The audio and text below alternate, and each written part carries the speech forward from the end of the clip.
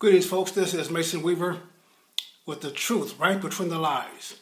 Stay right or be left. Today is April the 4th, 2018. 50 years ago this evening, Reverend Dr. Murder of King was murdered in Memphis, Missouri. Still got California in my mind. I was a 18-year-old child turned into manhood, living in a small rural town in Missouri. I had lived that town for 10, 11 years, and I was growing into manhood.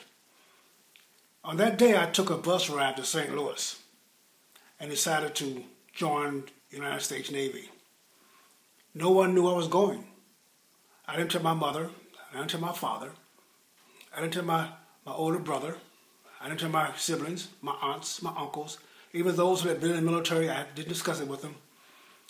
It seemed to me then, it seems to me now, that the decision to go to war for a man is a deep personal feeling, a deep personal thought. And I decided to join the Navy because of a lot of reasons. One is that I really love my nation. I felt that America was a land of opportunity for me. Even though the 1960s had a turbulent time for black people, I knew that Rev.King was demonstrating, while he demonstrated, that black men could do anything they wanted to do if they stood up for what they wanted to do.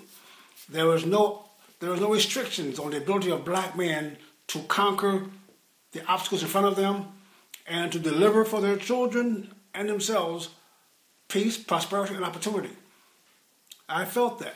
But when I came back from that little trip to St. Louis on that bus, and I got out of my little town I lived in, I was confronted by a schoolmate, a little white boy. He was thrilled. He was smiling and gleefully telling me that had I hadn't heard the news, Rev.King had been murdered in Memphis. I had a long walk home that day as a young black man deciding to go to serve my country and to defend my country, and I was confused on whether my country even wanted me. I was confused on what happened when Dr. King was murdered. What happened to the dream? What happened to the opportunity he fought for? What do we owe him for the sacrifice of 50 years ago? This man left his family. This man did not see his kids grow up. This man did not see his grandkids. This man purposely, knowingly, expectantly went out and gave his life for a cause. Black people. So what did we do? All these vultures always hanging around, these hanger-ons, always hanging around people in power and influence because they want that power and influence for themselves. We had these shysters running around King, hoping to pick up some pieces when he left. When Dr. King was murdered, when the dreamer was murdered, you had shyster preachers come up who did not have a following but had a message. You had Reverend Sharpton and Reverend Jesse Jackson and those like standing up in the black community, misleading the people of God, misleading the dreamer's dream to take advantage for themselves. The problem after King, folks, is us black folks. The problem since King was murdered is that we looked at King as a leader, and when King was taken away, we looked for another leader. Instead of all of us, 20 million black men saying, I'm going to be a leader, instead of 20 million black men saying, I'm going to be the head of my family, instead of 20 million black men saying, nobody's going to defer me for what King marched for, instead we look for other leaders. We picked the one the media said is our leader. We picked the one the media described as our leader. We picked the one the Democrats described. The Democrats. We picked the party of slavery.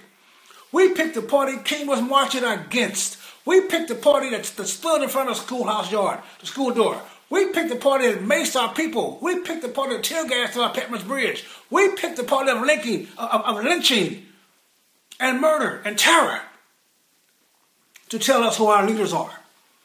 The problem 50 years later that exists in the black community is because we, black men, not black women, not black children, we did not stand up individually and say we are now free. We're going to act like we're free.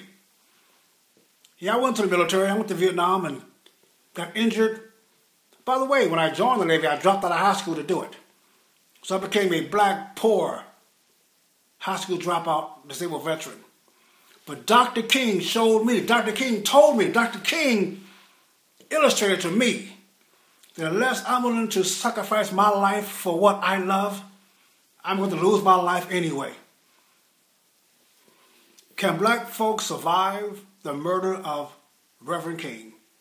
Can the black community survive a leader? Can the black community survive the shysting, hustling, pimping tribal chiefs paraded as black leaders today? Well, the only way we can do that, we have surrendered ourselves to the culture, to the music, to the athletes, to the noise, to the popularity, to the victimhood. Every problem facing black people doesn't require white people to do something. Every problem in our community, every bad school, every police shooting, every bad law, every drug abuse program, everything happens in our black community. We go and protest the white folks to do something. Black people, wake up. Wake up.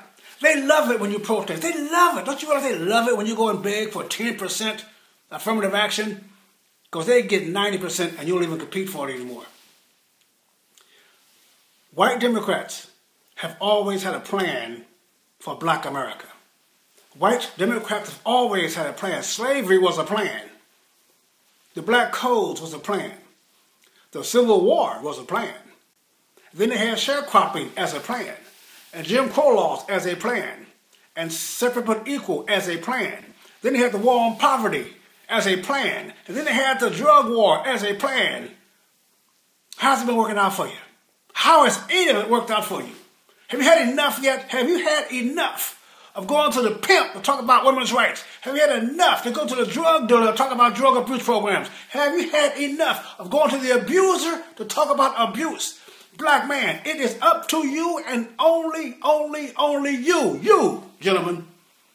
Stand up, pull your pants up, put your hands up, put your eyes up, and get up and go get it done. Education is free. Every library is open to the public. Read a book.